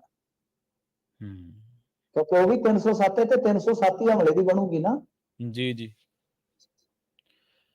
ਤੇ ਮਿੰਟੂ ਜੀ ਅਗਲੀ ਖਬਰ ਦੇ ਵੱਲ ਵਧੀਆ, ਪਰ ਇਸ ਖਬਰ ਤੇ ਇੱਕ ਹੋਰ ਜਿਹੜਾ ਸਵਾਲ ਆ ਉਹ ਜ਼ਿਹਨ ਦੇ ਵਿੱਚ ਆ ਗਿਆ, ਜੇ ਤੁਸੀਂ ਕਹੋ ਤਾਂ ਮੈਂ ਪੁੱਛ ਲੈਣਾ। ਜੀ ਸਰ। ਹਾਂਜੀ ਮਿੰਟੂ ਜੀ, ਜੇ ਮੰਨ ਲਓ ਜਿਵੇਂ ਤੁਸੀਂ ਕ੍ਰਾਸ ਫਾਇਰਿੰਗ ਦਾ 307 ਦਾ ਜ਼ਿਕਰ ਕੀਤਾ, ਤਾਂ ਇਸ ਹਿਸਾਬ ਨਾਲ ਕੁੰਵਰ ਵਿਜੇ ਪ੍ਰਤਾਪ ਜਿਹੜੀ ਗੱਲ ਕਰਦੇ ਕਿ ਉਹ ਸੱਚ ਸਾਬਤ ਹੋ ਜੂਗੀ ਆਉਣ ਵਾਲੇ ਸਮੇਂ ਦੇ ਵਿੱਚ? ਉਹ ਕਹਿੰਦੇ ਕਿ ਇਨਸਾਫ ਦੀ ਉਮੀਦ ਤਾਂ ਹੁਣ ਘੱਟ ਬਚੀ ਹੈ, ਜਾਂ ਉਹ ਕਿਸੇ ਹੋਰ ਐਂਗਲ ਤੋਂ ਗੱਲ ਕਰਦੇ? ਚਲੋ ਕੁੰਵਰ ਵਿਜੇ ਪ੍ਰਤਾਪ ਸਿੰਘ ਹੋਰ ਰਾਜਨੀਤਿਕ ਬੰਦਾ ਵੀ ਹੈਗਾ ਨਾ, ਤੇ ਉਹਦੇ ਤੇ ਤਾਂ ਸੁਖਰਾਜ ਸਿੰਘ ਹੋਰ ਵੀ ਦੋਸ਼ ਲਾ ਰਹੇ ਆ। ਠੀਕ ਹੈ ਜੀ, ਠੀਕ ਹੈ ਨਾ। ਗੱਲ ਇਹ ਆ ਕਿ ਇਨਸਾਫ ਦਿਵਾਉਣਾ ਹੁੰਦਾ ਜਿਹੜੇ ਉੱਥੇ ਸਰਕਾਰੀ ਵਕੀਲ ਹੁੰਦੇ ਆ, ਉਹਨਾਂ ਸਰਕਾਰ ਵੱਲੋਂ ਕਾਰਵਾਈ ਕਰਨੀ, ਹਾਂਜੀ ਸਬੂਤਾਂ ਨੇ, ਠੀਕ ਹੈ ਜੀ। ਉਹਦੇ ਵਿੱਚ ਇਹ ਕਿ ਜਾਂਚ ਪੜਤਾਲ ਜਿਹੋ ਜਿਹੀ ਹੋਈ ਨਤੀਜਾ ਉਹੋ ਜਿਹਾ ਨਿਕਲੇਗਾ। ਹੋ ਸਕਦਾ ਕਿ ਆਪਦੀ ਜਾਂਚ ਪੜਤਾਲ ਤੇ ਯਕੀਨ ਗਵਾ ਬੈਠੇ ਹੋਣ, ਕਿਉਂਕਿ ਸੁਖਰਾਜ ਸਿੰਘ ਵੀ ਸਵਾਲ ਚੁੱਕੀ ਜਾਂਦਾ ਜਾਂਚ ਪੜਤਾਲ ਤੇ, ਤਾਂ ਇਹਨਾਂ ਤੇ ਤਾਂ ਕੇਸ ਪਿਆ ਹੋਇਆ। ਹਾਂਜੀ ਉਹਦੇ ਵਿੱਚ ਅਲੱਗਾ ਇੱਕ ਕੇਸ ਚੱਲਦਾ ਪਿਆ, ਸੁਣਵਾਈ ਹੁੰਦੀ ਪਈ ਆ ਕਿ ਇਸ ਰਿਪੋਰਟ ਤੇ ਕਾਂਟਾ ਮਾਰੋ, ਕਿਉਂਕਿ ਜਿਹੜੇ ਦੋਸ਼ੀ ਬਣਾਉਣੇ ਸੀ ਉਹ ਇਹਨਾਂ ਨੇ ਗਵਾਹ ਬਣਾ ਲਏ, ਕੇਸ ਹੀ ਕਮਜ਼ੋਰ ਹੋ ਗਿਆ। ਜੀ ਗੱਲ ਇਹ ਹੈ ਨਾ ਕਿ ਇਹ ਤਾਂ ਆਪਸ 'ਚ ਹੁਣ ਇੱਕ ਤਰ੍ਹਾਂ ਨਾਲ ਇੱਕ ਦੂਜੇ ਨੂੰ ਧੱਕਣ ਵਾਲੀ ਗੱਲ ਹੋਈ ਪਈ ਆ, ਪਿੱਛੇ ਧੱਕਣ ਵਾਲੀ। ਪਰੰਤੂ ਜੋ ਵੀ ਹੈਗਾ, ਜੋ ਇਨਵੈਸਟੀਗੇਸ਼ਨ ਹੋਈ ਆ, ਉਹਦੇ ਆਧਾਰ ਤੇ ਜਿਹੜੇ ਸਬੂਤ ਨੇ ਉਹ ਜੇ ਉੱਥੇ ਰੱਖੇ ਜਾਣਗੇ ਤਾਂ ਫਿਰ ਜਿਹੜੀ ਆਪਣੀ ਸਰਕਾਰੀ ਵਕੀਲ ਦੀ ਧਿਰ ਆ, ਲਾ ਲਓ ਵਕੀਲਾਂ ਦੀ ਧਿਰ ਆ, ਉਹਨੇ ਨਿਆਂ ਦਿਵਾਉਣਾ। ਪਰ ਜੇ ਕ੍ਰਾਸ ਕੇਸ ਹੁੰਦਾ ਹੈ ਨਾ, ਉਹਦੇ 'ਚ ਤਾਂ ਦੇਖੋ ਫਿਰ ਮਸਲਾ ਇਹ ਆ ਜਾਂਦਾ ਨਾ ਕਿ ਬਰਾਬਰ ਇੱਕ ਕੇਸ ਹੋ ਗਿਆ ਜੀ, ਤੇ ਉਹਦੇ 'ਚ ਡਿਫੈਂਸ ਵੀ ਬਣ ਸਕਦਾ ਪੁਲਿਸ ਦਾ। ਤੇ ਤੁਸੀਂ ਦੇਖੋ ਜੀ, ਜਦੋਂ ਸਾਡੇ ਤੇ ਹਮਲਾ ਹੀ ਹੋ ਗਿਆ, ਫਿਰ ਪਹਿਲਾਂ ਹਮਲਾ ਹੀ ਇਹਨਾਂ ਨੇ ਕੀਤਾ, ਫਿਰ ਕਹਾਣੀ ਟਵਿਸਟ ਹੋ ਜਾਏਗੀ ਨਾ, ਕਹਾਣੀ 'ਚ ਟਵਿਸਟ ਆ ਜਾਏਗਾ ਜੀ। ਇਹ ਵੀ ਪ੍ਰੋਬਲਮ ਹੈ। ਸੋ ਕੁੰਵਰ ਵਿਜੇ ਪ੍ਰਤਾਪ ਸਿੰਘ ਵਾਲਾ ਮਸਲਾ ਜਿਹੜਾ ਉਹ ਇੱਕ ਅਲੱਗ ਮਸਲਾ, ਉਹਦੀ ਸਰਕਾਰ ਦੇ ਨਾਲ ਕੋਈ ਨਾਖੁਸ਼ੀ ਹੋ ਸਕਦੀ ਹੈ, ਨਾਰਾਜ਼ਗੀ ਹੋ ਸਕਦੀ ਹੈ, ਪਰ ਉਹਦੀ ਜਿਹੜੀ ਰਿਪੋਰਟ ਸੀ ਕਿ ਉਹ ਤੇ ਹਾਈ ਕੋਰਟ ਦੇ ਵਿੱਚ ਵੇਖੋ ਕਿਸ ਤਰ੍ਹਾਂ ਉੱਡ ਫੁੱਟ ਗਈ। ਉਹ ਤਾਂ ਕਹਿੰਦੇ ਸੀ ਮੈਂ ਜਾਊਂਗਾ ਬਾਅਦ ਦੇ ਵਿੱਚ ਚੈਲੰਜ ਕਰੂੰਗਾ, ਅਜੇ ਤੱਕ ਚੈਲੰਜ ਕਿਉਂ ਨਹੀਂ ਕੀਤਾ? ਸੋ ਸਵਾਲ ਕੁੰਵਰ ਵਿਜੇ ਪ੍ਰਤਾਪ ਸਿੰਘ ਦੇ ਸਾਹਮਣੇ ਵੀ ਬਹੁਤ ਨੇ ਕਿ ਜਿਹੜੀ ਚੌਥੀ ਡਰੱਗ ਰਿਪੋਰਟ ਸੀ ਉਹਨਾਂ ਨੇ ਸਾਈਨ ਕਿਉਂ ਨਹੀਂ ਸੀ ਕੀਤੇ ਉਹਦੇ ਤੇ? ਫਿਰ ਜੀ ਕਿ ਉਦੋਂ ਇਹਨਾਂ ਨੂੰ ਪੰਜਾਬ ਪਿਆਰਾ ਨਹੀਂ ਸੀ, ਉਦੋਂ ਡਰੱਗ ਦੇ ਖਿਲਾਫ ਲੜਾਈ ਨਹੀਂ ਸੀ ਲੜਨੀ ਜਿਹਦੇ 'ਚ ਅਫਸਰਾਂ ਦੇ ਨਾਂ ਆਏ।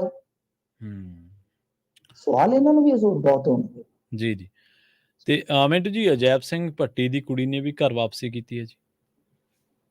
ਹਾਂਜੀ, ਭੱਟੀ ਸਾਹਿਬ ਦੀ ਇੱਥੇ ਮਲੋਟ ਵਾਲਿਆਂ ਨੇ ਵਾਪਸੀ ਕਰਵਾਤੀ ਸੀ ਪਹਿਲਾਂ ਆਪਦੇ ਪਿੰਡ ਦੀ, ਅੱਛਾ। ਹੁਣ ਉਹ ਬਾਅਦ ਦੇ ਵਿੱਚ ਚੰਨੀ ਦੇ ਖਿਲਾਫ ਜਾ ਕੇ ਉਲਟ ਖਲੋ ਗਏ, ਇਲੈਕਸ਼ਨ ਲੜਿਆ, ਹਾਰ ਗਏ।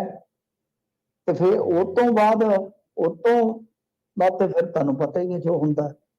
ਇਹਨਾਂ ਨੇ ਇੱਧਰ ਉੱਧਰ ਤੇ ਉਹ ਲੜਕੀ ਜਿਹੜੀ ਹੈ ਭਾਜਪਾ 'ਚ ਚਲੇ ਗਏ ਸੀ, ਉਹ ਵੀ ਵਾਪਸ ਕਾਂਗਰਸ 'ਚ? ਆ ਗਏ ਕਾਂਗਰਸ। ਹਾਂਜੀ, ਕਾਂਗਰਸ ਦੇ ਵਿੱਚ ਹੀ ਹੁਣ ਹੋਰ ਕਿੱਥੇ ਜਾਣਾ। ਹੁਣ ਆਮ ਆਦਮੀ ਪਾਰਟੀ ਵਾਲੇ ਤੇ ਇਹਨਾਂ ਨੂੰ ਲੈਣਗੇ ਨਹੀਂ। ਜੀ, ਜੀ। ਆਮ ਆਦਮੀ ਪਾਰਟੀ ਵਾਲਿਆਂ ਦੇ ਖੁੱਤੀ ਚੱਕ ਥੋੜੀ ਚੋਇਆ।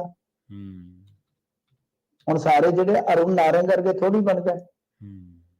ਤੇ ਜਦੋਂ ਲੀੜੇ ਪਾੜੇ ਉਦੋਂ ਇਹਨਾਂ ਦੇ ਬੰਦੇ ਵੀ ਆਲੇ ਦੁਆਲੇ ਸੀ, ਤੇ ਬਾਅਦ ਦੇ ਵਿੱਚ ਕਹਿੰਦੇ ਵੀ ਚਲ ਆ ਜਾ, ਤੇ ਹਲਕਾ ਇੰਚਾਰਜ ਵੀ ਲਾਤਾ ਹੋਰ ਦਾ। ਹੁਣ ਸਾਰਿਆਂ ਦੀ ਇਸ ਤਰ੍ਹਾਂ ਦੀ ਕਿਸਮਤ ਥੋੜੀ ਹੁੰਦੀ, ਸਾਰੇ ਕਾਂਗਰਸੀਆਂ ਨੂੰ ਥੋੜੀ ਲਊਗੇ, ਉਹ ਅਗਲੇ ਸੱਤਾਧਾਰੀ ਆ ਜੀ।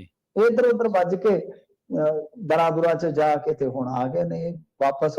ਪਰ ਇਹਨਾਂ ਦਾ ਵਿਰੋਧ ਅੰਦਰੂਨੀ ਤੌਰ ਤੇ ਵੀ ਕਾਂਗਰਸੀਆਂ ਨੇ ਬਹੁਤ ਕੀਤਾ ਹੈ ਕਿ ਇਹ ਕੋਈ ਪਖੰਡ ਹੈ। ਜਦੋਂ ਜੀ ਕੀਤਾ ਔਖੇ ਵੇਲੇ ਭੱਜ ਜਾਂਦੇ, ਜਦੋਂ ਜੀ ਕੀਤਾ ਆ ਜਾਂਦੇ ਆ।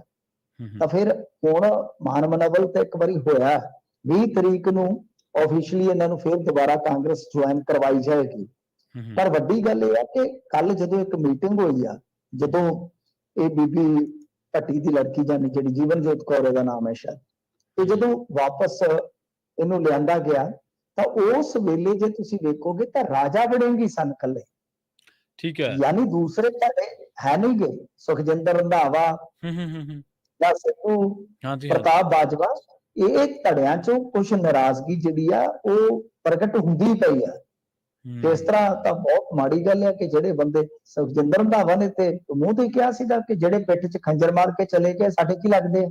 ਜੀ ਬਿਲਕੁਲ। ਹੁਣ ਇਸ ਕਰਕੇ ਉਹ ਥੋੜੀ ਵਿਰੋਧਤਾ ਵੀ ਹੋ ਰਹੀ ਹੈ, ਪਰ ਕੀ ਇੱਜ਼ਤ ਰਹਿ ਗਈ।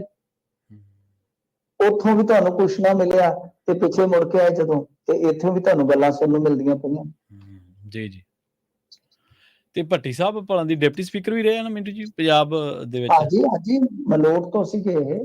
ਭੱਟੀ ਸਾਹਿਬ ਡਿਪਟੀ ਸਪੀਕਰ ਵੀ ਰਹੇ, ਅਫਸਰ ਵੀ ਰਹੇ ਆ। ਅਫਸਰ ਵੀ ਰਹੇ ਆ, ਹਾਂਜੀ। ਤੇ ਮਲੋਟ ਦੇ ਵਿੱਚ ਇਹਨਾਂ ਦੇ ਝੰਡੇ ਵੀ ਪੂਰੇ ਬੁਲੰਦ ਰਹੇ ਨੇ, ਇਹਨਾਂ ਦੇ ਤੇ ਇਹਨਾਂ ਦੇ ਮੁੰਡੇ ਦੇ। ਇੱਕ ਵਾਰੀ ਜਿੱਤੇ ਨੇ ਜਾਂ ਮਲੋਟ ਤੋਂ 2 ਵਾਰੀ? ਇੱਕ ਵਾਰੀ ਜਿੱਤੇ ਨੇ ਸ਼ਾਇਦ। ਇੱਕ ਵਾਰ ਮਲੋਟ ਤੋਂ ਦੂਜੀ ਵਾਰ ਘੱਟ ਹੀ ਜਿੱਤਦਾ ਬੰਦਾ ਲਗਾਤਾਰ। ਠੀਕ ਹੈ, ਰਿਪੀਟ ਨਹੀਂ ਕਰਨ ਦਿੰਦੇ ਬੰਦੇ। ਨਹੀਂ, ਮਲੋਟ ਵਾਲੇ ਨਹੀਂ ਰਿਪੀਟ ਕਰਦੇ। ਇਹ ਹੁਣ ਬੀਬੀ ਬਲਜੀਤ ਕੌਰ ਵੇਖੋ ਹੁਣ ਦਾ ਕੀ ਬਣਦਾ ਹੈ। ਜੀ, ਜੀ, ਬਿਲਕੁਲ। ਮਲੋਟ ਵਾਲੇ ਵਾਕਈ ਨਹੀਂ ਰਿਪੀਟ ਕਰਦੇ, ਇਹ ਤੇ ਗੱਲ ਸਹੀ ਹੈ ਤੁਹਾਡੀ। ਅਗਲੀ ਖਬਰ ਦੇ ਵੱਲ ਵਧੀਏ। ਹਲਕਾ ਇੰਚਾਰਜਾਂ ਦੀ ਤੁਸੀਂ ਗੱਲ ਛੇੜੀ ਸੀ ਮਿੰਟੂ ਜੀ, ਕਹਿੰਦੇ ਆਮ ਆਦਮੀ ਪਾਰਟੀ ਪੰਜਾਬ ਵਾਲੇ ਨੇ 14 ਹਲਕਾ ਇੰਚਾਰਜਾਂ ਦਾ ਐਲਾਨ ਕਰਤਾ ਜੀ। ਹਾਂਜੀ, 14 ਹਲਕਾ ਇੰਚਾਰਜ ਇਹਨਾਂ ਨੇ ਲਾਏ ਨੇ, ਤੇ ਇਹਦੇ ਵਿੱਚ ਅਰੁਣ ਨਾਰੰਗ ਦੇਖ ਲਓ, ਥੋੜਾ ਸਮਾਂ ਪਹਿਲਾਂ ਹੀ ਉਹਨਾਂ ਨੇ ਪਾਰਟੀ ਜੁਆਇਨ ਕੀਤੀ ਸੀਗੀ ਨਾ, ਤੇ ਉਹਨਾਂ ਨੂੰ ਹਲਕਾ ਇੰਚਾਰਜ ਮਿਲ ਗਈ ਹੈ। ਹਾਂਜੀ, ਉਹ ਹਾਂਜੀ, ਜਾਖੜ ਸਾਹਿਬ ਦੀ ਉਹ ਪ੍ਰਧਾਨਗੀ ਤੋਂ ਬਾਅਦ ਸ਼ਾਇਦ ਜੁਆਇਨ ਕੀਤੀ ਉਹਨਾਂ ਨੇ। ਫਿਰ ਉਹ ਨਿਕਲ ਗਏ ਸੀ। ਉਹਨਾਂ ਨੇ ਆਖਿਆ ਕਿ ਇੱਕ ਮਿਆਨ 'ਚ 2 ਤਲਵਾਰਾਂ ਦੱਸ ਕਿੱਦਾਂ ਰੱਖੇਗਾ। ਜੀ, ਚਲੇ ਗਏ। ਤਾਂ ਸੁਜਾਨਪੁਰ ਤੋਂ ਮੰਟੂ ਨੂੰ, ਠੀਕ ਹੈ, ਪਠਾਨਕੋਟ ਤੋਂ ਵਿਭੂਤੀ ਸ਼ਰਮਾ, ਇਹ ਸਾਰੇ ਪੁਰਾਣੇ ਨੇ ਖਿਡਾਰੀ। ਰਮਨ ਬਾਲਾ ਦੇਖ ਲਓ, ਸਾਰੇ ਨਾ ਇਹ ਦੂਜੀਆਂ ਪਾਰਟੀਆਂ 'ਚ ਆਏ ਨੇ ਜ਼ਿਆਦਾਤਰ। ਦੀਨਾਨਗਰ ਤੋਂ ਸ਼ਮਸ਼ੇਰ ਸਿੰਘ, ਕਾਦੀਆਂ ਤੋਂ ਜਗਰੂਪ ਸਿੰਘ ਸੇਖਵਾਂ, ਇਹ ਵੀ ਸਾਰੇ ਮਤਲਬ ਕਿ ਕੋਈ ਅਕਾਲੀ ਆ, ਕੋਈ ਕਾਂਗਰਸੀ ਆ, ਪਰ ਹੁਣ ਆਮ ਆਦਮੀ ਪਾਰਟੀ ਵਾਲੇ ਆ। ਫਤਿਹਗੜ੍ਹ ਚੂੜੀਆਂ ਤੋਂ ਬਲਵੀਰ ਸਿੰਘ ਪੰਨੂ, ਇਹਨਾਂ ਦੇ ਤਾਂ ਪੂਰੇ ਚਰਚਾ ਰਹਿੰਦੇ ਆ। ਡੇਰਾ ਬਾਬਾ ਨਾਨਕ ਗੁਰਦੀਪ ਸਿੰਘ ਰੰਧਾਵਾ, ਰਾਜਾ ਸਾਂਸੀ ਤੋਂ ਬਲਦੇਵ ਸਿੰਘ, ਅਦੀਆਂ ਪਲੱਥ ਤੋਂ ਹਰਸਿਮਰਨ ਸਿੰਘ, ਇਹ ਵਕੀਲ ਸਾਹਿਬ ਜਿਨ੍ਹਾਂ ਨੇ ਪਿੱਛੇ ਜੇ ਇੱਕ ਕਹਿ ਲਓ ਕਿ ਪ੍ਰੈਸ ਕਾਨਫਰੰਸ ਵੀ ਕੀਤੀ ਸੀਗੀ ਨਾ, ਹਾਂਜੀ, ਸੁਖਪਾਲ ਸਿੰਘ ਖਹਿਰਾ ਦੇ ਬੇਟਾ। ਫਿਰ ਸੁਲਤਾਨਪੁਰ ਲੋਧੀ ਤੋਂ ਸੱਜਣ ਸਿੰਘ ਚੀਮਾ, ਇਹ ਤਾਂ ਡੀਐਸਪੀ ਵੀ ਰਹੇ। ਮਲੋਟ ਸਾਡੀ ਵਾਹਵਾ ਰੇਲ ਬਣਾਉਂਦੇ ਰਹੇ ਨੇ, ਬਹੁਤ ਤਗੜੇ ਬਾਸਕਟਬਾਲ ਦੇ ਖਿਡਾਰੀ ਸੀਗੇ। ਜਲੰਧਰ ਨਾਰਥ ਤੋਂ ਗਣੇਸ਼ ਢੱਲ ਜੀ, ਤੇ ਚੱਬੇਵਾਲ ਤੋਂ ਹਰਮਿੰਦਰ ਸਿੰਘ ਸੰਧੂ, ਫਿਰ ਇਸ ਤੋਂ ਬੰਗਾ ਤੋਂ ਕੁਲਜੀਤ ਸਿੰਘ, ਤੇ ਅਬੋਹਰ ਤੋਂ ਅਰੁਣ ਨਾਰੰਗ। ਪਰ ਗੱਲ ਇਹ, ਚਲੋ ਮੁਬਾਰਕਬਾਦ ਹੈ ਸਾਰਿਆਂ ਨੂੰ। ਮੁੱਖ ਦੀ ਗੱਲ ਇਹ ਜੇ ਕਿ ਇਹ ਉਹੀ ਲੋਕ ਆ ਜਿਨ੍ਹਾਂ ਨੇ ਇਹ ਕਿਹਾ ਸੀਗਾ ਕਿ ਕਾਲੀਆਂ ਦੀ ਜਿਹੜੀ ਹਲਕਾ ਇੰਚਾਰਜ ਵਾਲੀ ਫਿਰਤ ਆ ਨਾ, ਇਹ ਬੜੀ ਮਾੜੀ ਆ, ਬਈ ਇਹਨਾਂ ਦੇ ਹਲਕਾ ਇੰਚਾਰਜ ਤੇ ਹਲਕੇ ਹੋਏ ਫਿਰਦੇ ਆ। ਅੱਜ ਹੁਣ ਆਪ ਹੀ ਵੇਖ ਲਓ, ਹਲਕਿਆਂ ਦੇ ਇੰਚਾਰਜ ਛੱਡੋ, 146 ਬਲਾਕ ਆ ਤੇ 1600 ਪ੍ਰਧਾਨ ਲਾਈ ਬੈਠੇ ਆ। ਤੋਂ ਸੁਖਬੀਰ ਕਹਿੰਦਾ ਸੀਗਾ ਕਿ ਸੁਖਬੀਰ ਸਿੰਘ ਬਾਦਲ ਕਹਿੰਦਾ ਕਿ ਮੈਂ ਲਿਆਉਂਗਾ ਟਰੱਕ ਭਰ ਕੇ, ਠੀਕ ਹੈ ਜੀ, ਪੈਸਿਆਂ ਦੇ। ਇਹਨਾਂ ਨੇ ਟਰੱਕ ਭਰ ਕੇ ਲਾ ਦਿੱਤੇ, ਆ ਚੱਕੋ ਪ੍ਰਧਾਨ। ਹੁਣ ਜਦੋਂ ਲੋਕਾਂ ਨੇ ਸਵਾਲ ਚੁੱਕੇ, ਕਹਿੰਦੇ ਨਹੀਂ ਨਹੀਂ ਨਹੀਂ, ਉਹ ਬਲਾਕਾਂ ਨੂੰ ਤਾਂ ਜ਼ੋਨਾਂ 'ਚ ਵੰਡ ਦਿਆਂਗੇ, ਕੋਈ ਚੱਕਰ ਨਹੀਂ, ਪ੍ਰਧਾਨ ਇੰਨੇ ਰੱਖਣੇ। ਠੀਕ ਹੈ ਜੀ। ਹਾਂਜੀ ਤੇ ਅਡਾਨੀ ਨੇ ਮਿੰਟੂ ਜੀ ਕਹਿੰਦੇ 32,000 ਕਰੋੜ ਰੁਪਏ ਦਾ ਘੁਟਾਲਾ ਕੀਤਾ, ਰਾਹੁਲ ਗਾਂਧੀ ਕਹਿ ਰਹੇ ਨੇ ਜੀ। ਹਾਂਜੀ ਹਾਂਜੀ, ਮੈਂ ਕਿਹਾ ਕਿਤੇ ਤੁਸੀਂ ਕਹਿ ਰਹੇ ਹੋ ਤੇ ਵੇਖਿਓ ਕਿਤੇ ਨਹੀਂ ਇਹਨਾਂ ਦੇ ਜੀ, ਜਿਹੜਾ ਨੋਟਸ ਹੈ, ਇੱਕ ਆ ਜਿਹਾ ਲਾ ਕੇ ਤੇ ਜ਼ੀਰੋ ਇੰਨੀਆਂ ਲਾ ਦਿੰਦੇ ਆ ਤੇ ਰੇਲ ਗੱਡੀ ਬਣ ਜਾਂਦੀ ਆ ਪਿੱਛੇ ਜਦੋਂ ਬਿਲਕੁਲ ਨੋਟਸ ਬਿਲਕੁਲ। ਭੇਜਦੇ ਆ। ਗੱਲ ਇਹ ਹੈ ਕਿ ਇਹ ਅੱਜ ਫੇਰ ਗੌਤਮ ਅਡਾਨੀ ਤੇ ਵਰੇ। ਮੈਂ ਇੱਕ ਗੱਲ ਕਹੂੰਗਾ ਕਿ ਬੰਦਾ ਭਾਵੇਂ ਜਿਵੇਂ ਮਰਜ਼ੀ ਹੈ, ਸਜ਼ਾ ਯਾਫਤਾ ਹੋ ਗਿਆ ਬੇਸ਼ੱਕ ਆ, ਪਰ ਬੋਲਣੋਂ ਨਹੀਂ ਹਟ ਰਿਹਾ। ਕੋਈ ਤਾਂ ਪੋਲੀਟੀਸ਼ੀਅਨ ਹੈਗਾ ਜੀ ਜੀ। ਇੱਥੇ ਤੇ ਮੀਡੀਆ ਨੂੰ ਸੱਤ ਸੁੰਘਿਆ ਪਿਆ, ਅਡਾਨੀ ਦਾ ਨਾਂ ਨਹੀਂ ਲੈਂਦੇ। ਤੇ ਉਹ ਜਿਹੜੀ ਬੀਬੀ ਮਾੜਾ ਮੋਟਾ ਲੈਂਦੀ ਸੀ ਕਿ ਉਹਨੂੰ ਵੀ ਹੁਣ ਘੇਰੇ 'ਚ ਲਿਆ ਹੋਇਆ ਨੇ। ਇਹਨਾਂ ਨੇ ਜਿਹੜਾ ਇੱਕ ਅਖਬਾਰ ਦੇ ਵਿੱਚ ਕੋਈ ਸਟੋਰੀ ਛਪੀ ਹੈ, ਬਾਹਰਲਾ ਅਖਬਾਰ ਆ, ਤਾਂ ਉਹਦੇ ਹਵਾਲੇ ਰਾਹੀਂ ਦੱਸਿਆ ਕਿ 32,000 ਕਰੋੜ ਦਾ ਕਥਿਤ ਘੁਟਾਲਾ ਹੋਇਆ ਤੇ ਇਹਦੇ ਵਿੱਚ ਜਿਹੜੇ ਦੋਸ਼ ਲਾਏ ਗਏ ਕਿ ਇੰਡੋਨੇਸ਼ੀਆ ਤੋਂ ਕੋਲਾ ਜਿਹੜਾ ਉਹ ਜਾਣ ਕੇ ਇੰਪੋਰਟ ਕੀਤਾ ਜਾਂਦਾ ਤੇ ਫਿਰ ਇੰਡੀਆ ਆਉਂਦੇ ਆਉਂਦੇ ਉਹਦੀ ਕੀਮਤ ਦੁੱਗਣੀ ਕਰ ਦਿੱਤੀ ਜਾਂਦੀ ਆ। ਤੇ ਕਿਉਂਕਿ ਇਹਦੇ ਨਾਲ ਤੁਹਾਨੂੰ ਪਤਾ ਹੀ ਹੈ ਕਿ ਅਡਾਨੀ ਦਾ ਇੱਕ ਹੋਰ ਹਿੱਤ ਜੁੜਿਆ ਹੋਇਆ ਹੈ, ਪਾਵਰ ਸੈਕਟਰ ਦੇ ਵਿੱਚ ਵੀ ਆ, ਯਾਨੀ ਬਿਜਲੀ ਵੀ ਮਹਿੰਗੀ ਹੋ ਜਾਂਦੀ ਆ, ਦੋਨੇ ਹੱਥ ਹੀ ਲੱਡੂ ਆ। ਤੇ ਇਹਨਾਂ ਨੇ ਇਹ ਸਾਰਾ ਕੁਝ ਜਿਹੜਾ ਹੈ ਉਹ ਦੱਸਿਆ ਕਿ ਵਿਦੇਸ਼ੀ ਅਖਬਾਰ ਕੋਲ ਸਾਰੇ ਕਾਗਜ਼ਾਤ ਨੇ ਤੇ ਪਰ ਸੇਬੀ ਨੂੰ ਨਹੀਂ ਲੱਭਦਾ ਕੁਝ। ਤੇ ਆਪਣੇ ਆਪ ਦੇ ਵਿੱਚ ਇੱਕ ਵੱਡਾ ਸਵਾਲ ਆ। ਪਰ ਸਵਾਲ ਤੇ ਇਹ ਵੀ ਆ ਕਿ ਬਾਹਰਲੇ ਮੁਲਕ ਦੇ ਮੀਡੀਆ ਕੋਲ ਸਾਰੇ ਦਸਤਾਵੇਜ਼ ਚਲੇ ਜਾਂਦੇ ਆ, ਇੱਥੋਂ ਵਾਲਿਆਂ ਨੂੰ ਕਿਉਂ ਨਹੀਂ ਦੇਦੇ? ਜੀ ਜੀ। ਸੇਬੀ ਬਾਰੇ ਵੀ ਬੜਾ ਤੰਜ਼ ਤਗੜਾ ਹੈ ਨਾ ਕਿ ਉਹ ਤਾਂ ਲੱਭ ਲੈਂਦੇ ਆ ਤੇ ਸੇਬੀ ਜਾਂਚ ਪੜਤਾਲ ਕਰਦੀ ਹੈ। ਸੇਬੀ ਛੱਡੋ, ਹੁਣ ਤੇ ਪਿੱਛੇ ਜੇ ਖੁਲਾਸਾ ਹੋ ਗਿਆ ਕਿ ਕਿਸ ਤਰ੍ਹਾਂ ਪੈਸਾ ਘੁਮਾਇਆ ਗਿਆ। ਆਪਣੇ ਉਹ ਮਤਲਬ ਕਿ ਜਿਹੜੀ ਉਹ ਇੱਕ ਸ਼ਰਤ ਹੁੰਦੀ ਹੈ 70-72% ਤੋਂ ਘੱਟ ਸ਼ੇਅਰ ਇਹਨਾਂ ਦਾ ਨਹੀਂ ਹੋਣਾ ਚਾਹੀਦਾ, ਤਾਂ ਉਹ ਕਿਸ ਤਰ੍ਹਾਂ ਇਨਡਾਇਰੈਕਟਲੀ ਪੈਸਾ ਜਿਹੜਾ ਉਹ ਇੱਧਰ ਉੱਧਰ ਘੁਮਾਇਆ ਗਿਆ। ਇਹ ਚੀਜ਼ਾਂ ਨੇ ਕਿ ਇੱਕ ਬਹੁਤ ਵੱਡਾ ਦੋਸ਼ ਫੇਰ ਲਾਇਆ। ਕਦੇ ਤੁਹਾਨੂੰ ਯਾਦ ਹੋਣਾ ਕੇਜਰੀਵਾਲ ਸਾਹਿਬ ਬਹੁਤ ਇਸ ਤਰ੍ਹਾਂ ਦੀਆਂ ਗੱਲਾਂ ਕਰਿਆ ਕਰਦੇ ਸੀ, ਉਹ ਵੀ ਹੌਲੀ ਹੌਲੀ ਵਿਸਰ ਗਏ ਜਾਂ ਕਹਿ ਲਓ ਕਿ ਥੋੜਾ ਜਿਹਾ ਚੁੱਪ ਹੋ ਗਏ। ਪਰ ਰਾਹੁਲ ਗਾਂਧੀ ਉਹਨੂੰ ਪਤਾ ਵੀ ਹੈ ਕਿ ਬਈ ਘੇਰਾ ਵੀ ਪਵੇਗਾ, ਗੱਲਾਂ ਹੋਣਗੀਆਂ ਸਦਨ ਦੇ ਬਾਹਰ ਵੀ ਤੇ ਸਦਨ ਦੇ ਅੰਦਰ ਵੀ। ਅਡਾਨੀ ਵਾਲਾ ਮੁੱਦਾ ਜਿਹੜਾ ਸ਼ਾਂਤ ਹੋਣ ਨਹੀਂ ਦੇ ਰਿਹਾ। ਜੀ। ਤੇ ਮਿੰਟੂ ਜੀ ਇਹ ਤਾਂ ਕਿਹਾ ਅਡਾਨੀ ਵਾਲੇ ਤਾਂ ਕਹਿੰਦੇ ਸੀ ਹਿੰਡਨ ਕਰ ਦੇंगे, ये कर देंगे, वो कर देंगे। नहीं, हिंडनबर्ग तो बात एक रिपोर्ट हो रहा गई है। हाँ जी। ਮਤਲਬ ਕਿ ਸਾਰਾ ਕੁਝ ਹੈਗਾ, ਦੱਸਿਆ ਉਹਨਾਂ ਨੇ ਕਿ ਕਿਸ ਤਰੀਕੇ ਦੇ ਨਾਲ ਪੈਸਾ ਕਮਾ ਕੇ ਕੰਪਨੀਆਂ ਦੇ ਜ਼ਰੀਏ ਇਹਨਾਂ ਨੇ ਇੰਡਾਇਰੈਕਟਲੀ ਆਪਦਾ ਹੀ ਪੈਸਾ ਫਰਜ਼ੀ ਕੰਪਨੀਆਂ ਦੇ ਰਾਹੀਂ ਵਿੱਚ ਪਾਇਆ ਜੀ ਤਾਂ ਕਿ ਉਹ ਜਿਹੜੀ ਸ਼ਰਤ ਹੁੰਦੀ ਉਸ ਨੂੰ ਕਾਇਮ ਰੱਖਿਆ ਜਾਵੇ। ਜੀ ਜੀ ਜੀ। ਤੇ ਮਿੰਟੂ ਜੀ ਇਹਨਾਂ ਖਾਸ ਖਬਰਾਂ ਤੇ ਖਾਸ ਜਾਣਕਾਰੀਆਂ ਦੇ ਲਈ ਬਹੁਤ ਬਹੁਤ ਧੰਨਵਾਦ ਜੀ ਤੁਹਾਡਾ। ਜੀ ਜੀ। ਪ੍ਰੋਗਰਾਮ ਖਬਰ ਤੇ ਨਜ਼ਰ ਦੇ ਪਹਿਲੇ ਹਿੱਸੇ ਦੇ ਵਿੱਚ ਆਪਣੇ ਨਾਲ ਜੁੜੇ ਸਨ ਮਿੰਟੂ ਗੁਰਸਰੀਆ ਜੀ, ਜਿਨ੍ਹਾਂ ਦੇ ਨਾਲ ਆਪਾਂ ਕਈ ਅਹਿਮ ਖਬਰਾਂ ਨੂੰ ਲੈ ਕੇ ਚਰਚਾ ਕੀਤੀ ਹੈ। ਵੇਲਾ ਹੋ ਗਿਆ ਇੱਕ ਬ੍ਰੇਕ ਦੇ ਲਈ ਰੁਕਣ ਦਾ। ਬ੍ਰੇਕ ਤੋਂ ਪਾਰ ਖਬਰਾਂ ਹੋਰ ਵੀ ਨੇ ਜਿਨ੍ਹਾਂ ਤੇ ਚਰਚਾ ਕਰਾਂਗੇ। ਜੁੜੇ ਰਹੋ ਪੰਜਾਬੀ ਰੇਡੀਓ USA ਦੇ ਨਾਲ। ਜਲਦ ਵਾਪਸੀ ਇੱਕ ਸ਼ਾਰਟ ਬ੍ਰੇਕ ਤੋਂ ਬਾਅਦ।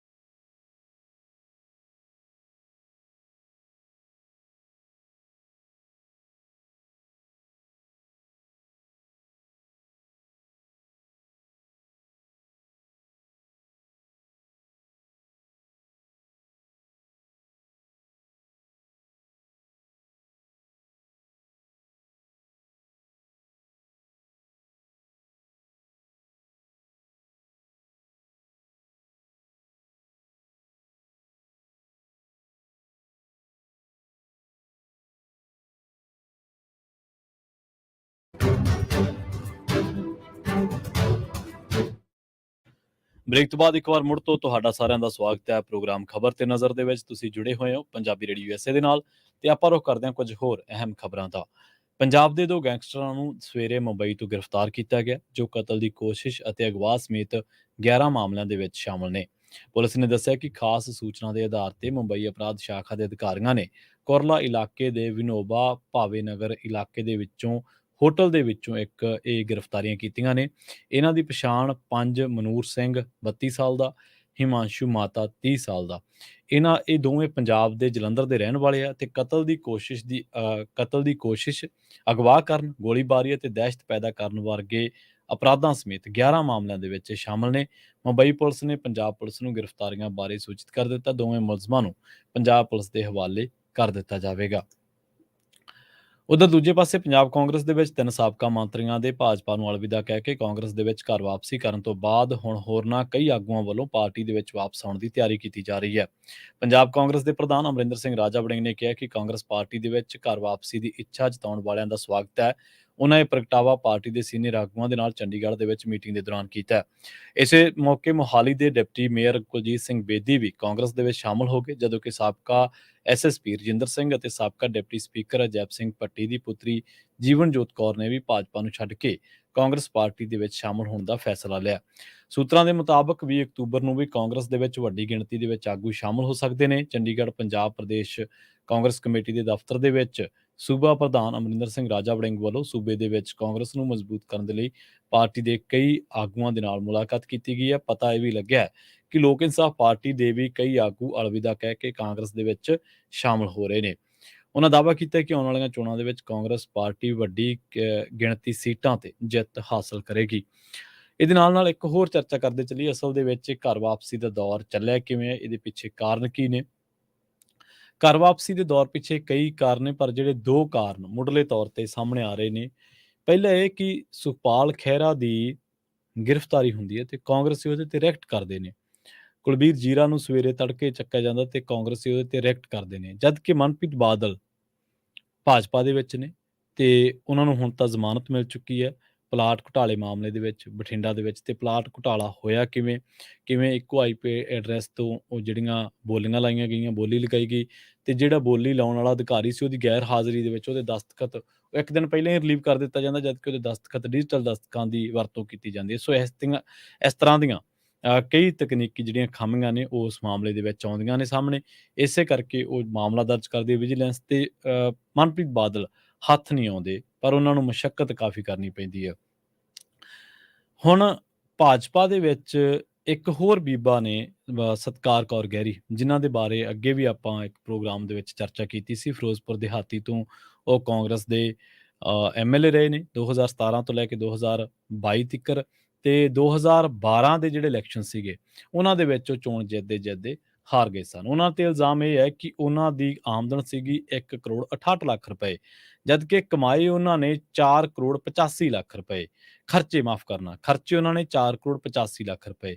ਜਦੋਂ ਉਹਨਾਂ ਤੋਂ ਵਿਜੀਲੈਂਸ ਨੇ ਇਹ ਹਿਸਾਬ ਮੰਗਿਆ ਕਿ ਤੁਸੀਂ ਦੋਨੇ ਮੀਆਂ ਬੀਵੀ ਆਓ ਸਾਡੇ ਕੋਲੇ ਤੇ ਸਾਨੂੰ ਮਾੜਾ ਜਿਹਾ ਟੈਲੀ ਕਰਕੇ ਦਿਓ ਕਿ ਕਿਵੇਂ ਆਮਦਨ ਘੱਟ ਹੈ, ਆਮਦਨ ਆ ਰਹੀ ਹੈ ਇੱਕ ਬੰਦੇ ਨੂੰ 10 ਰੁਪਏ ਤੇ ਖਰਚ ਕਰ ਰਿਹਾ 35 ਰੁਪਏ, ਤੇ ਉਹ ਪਾੜਾ ਕਿਵੇਂ 25 ਰੁਪਏ ਦਾ ਫਰਕ ਕਿਵੇਂ ਕੱਢੂਗਾ? ਸੇਮ ਇਹੀ ਗੱਲ ਹੋਈ ਉਹਨਾਂ ਦੋਵਾਂ ਦੇ ਨਾਲ।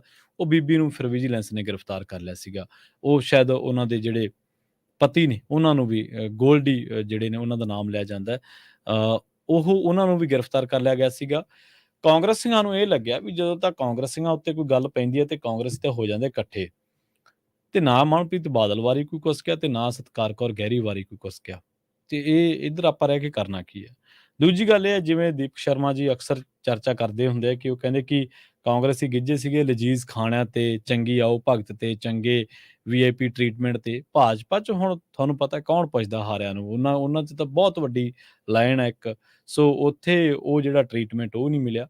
ਔਰ ਤੀਜੀ ਜਿਹੜੀ ਅਹਿਮ ਗੱਲ ਆ, ਉਹ ਜਿਹੜੀ ਗੱਲ ਕਰਨ ਵਾਲੀ ਔਰ ਉਹ ਕੋਈ ਗੱਲ ਕਰ ਨਹੀਂ ਰਿਹਾ। ਅਸਲ ਦੇ ਵਿੱਚ ਜਿਹੜਾ ਭਾਰਤ ਕੈਨੇਡਾ ਤਣਾਅ ਸੀਗਾ, ਉਹ ਬੇਸ਼ੱਕ ਜਿਹੜਾ ਗੋਦੀ ਮੀਡੀਆ ਉਹਨੇ ਕਿਸੇ ਤਰੀਕੇ ਨਾਲ ਵੀ ਪੇਸ਼ ਕੀਤਾ ਹੋਵੇ, ਬੇਸ਼ੱਕ ਉਸ ਮਾਮਲੇ ਦੇ ਵਿੱਚ ਜੋ ਮਰਜ਼ੀ ਜ਼ੋਰ ਲਾ ਲਿਆ ਹੋਵੇ, ਪਰ ਇਹ ਗੱਲਾਂ ਸੁਣਨ ਦੇ ਵਿੱਚ ਆ ਰਹੀਆਂ ਕਿ ਅੰਦਰ ਖਾਤੇ ਜਿਹੜੇ ਪੰਜਾਬੀ ਨੇ ਉਹ ਉਹਨਾਂ ਦੇ ਮਨ ਦੇ ਵਿੱਚ ਇਹ ਗੱਲ ਗਈ ਵੀ ਇਹ ਜਿਹੜੀ ਭਾਜਪਾ ਇਹ ਨਹੀਂ ਚਾਹੁੰਦੀ ਵੀ ਪੰਜਾਬੀ ਬਾਹਰ ਜਾਣ। ਉਹ ਗੱਲ ਕਿਸੇ ਨੇ ਉਹਨਾਂ ਦੇ ਕੰਨ ਦੇ ਵਿੱਚ ਪਾਈ ਜਾਂ ਉਹਨਾਂ ਨੂੰ ਔੜੀ ਜਾਂ ਕਿਸਾਨ ਅੰਦੋਲਨ ਵਾਂਗੂ ਉਹਨਾਂ ਨੂੰ ਅੰਦਾਜ਼ਾ ਹੋਇਆ ਕਿ ਬਈ ਇਹ ਜਿਹੜੀਆਂ ਚੀਜ਼ਾਂ ਨੇ ਇੱਧਰ ਨੂੰ ਜਾਂਦੀਆਂ ਨੇ। ਸੋ ਹੁਣ ਇਹ ਤਾਂ ਨਹੀਂ ਗਾ ਨਾ ਸਾਰੇ ਬੰਦੇ ਰੋਟੀ ਖਾ ਕੇ ਹੀ ਪੈਂਦੇ ਨਾ, ਜੇ ਸਿਆਸਤਦਾਨ ਸਿਆਸਤ ਕਰ ਲੈਂਦੇ ਤੇ ਲੋਕ ਵਿਚਾਰੇ ਉਹ ਸਿਆਸਤ ਨੂੰ ਫੜ ਲੈਂਦੇ ਕੋਈ ਮਹੀਨੇ ਬਾਅਦ, ਕੋਈ 15-20 ਦਿਨਾਂ ਬਾਅਦ। ਪ੍ਰਭਾਵ ਇਹ ਗਿਆ ਕਿ ਪੰਜਾਬੀਆਂ ਦੇ ਮਨ ਦੇ ਵਿੱਚ ਭਾਜਪਾ ਪ੍ਰਤੀ ਉਹ ਜਿਹੜਾ ਉਤਸ਼ਾਹ ਪਹਿਲਾਂ ਦਿਖਾਇਆ ਜਾ ਰਿਹਾ ਸੀ ਉਹ ਨਹੀਂ ਰਿਹਾ। ਅਮਿਤ ਸ਼ਾਹ ਦੀ ਰੈਲੀ ਦੇ ਵਿੱਚ ਇਕੱਠ ਵੀ ਨਹੀਂ ਹੋਇਆ, ਇਸ ਕਰਕੇ ਸਾਰੇ ਭਾਜਪਾਈ ਤਲਬ ਕੀਤੇ ਗਏ। ਇਹ ਗੱਲਾਂ ਉਹ ਨੇ ਜਿਹੜੀਆਂ ਔਨ ਦੀ ਰਿਕਾਰਡ ਨੇ। ਅਮਿਤ ਸ਼ਾਹ ਦੀ ਰੈਲੀ ਦੇ ਵਿੱਚ ਇਕੱਠ ਨਾ ਹੋਣਾ, ਭਾਜਪਾਈਆਂ ਦੇ ਮਗਰ ਕਿਸੇ ਦੇ ਨਾ ਜਾਣਾ ਤੇ ਇਹਨਾਂ ਨੂੰ ਲੱਗਿਆ ਕਿ ਅਸੀਂ ਹੁਣ ਘਰ ਵਾਪਸੀ ਕਰ ਲਈਏ। ਹਾਲਾਂਕਿ ਆਪਾਂ ਹਮੇਸ਼ਾ ਇੱਕ ਗੱਲ ਤੇ ਰਹੇ ਹਾਂ ਕਿ ਸਿਆਸਤ ਦੇ ਵਿੱਚ ਸਿਧਾਂਤ ਹੋਣਾ ਬਹੁਤ ਜ਼ਰੂਰੀ ਹੈ, ਸਿਆਸਤ ਦੇ ਵਿੱਚ ਐਥਿਕਸ ਹੋਣੇ ਬਹੁਤ ਜ਼ਰੂਰੀ ਹੈ।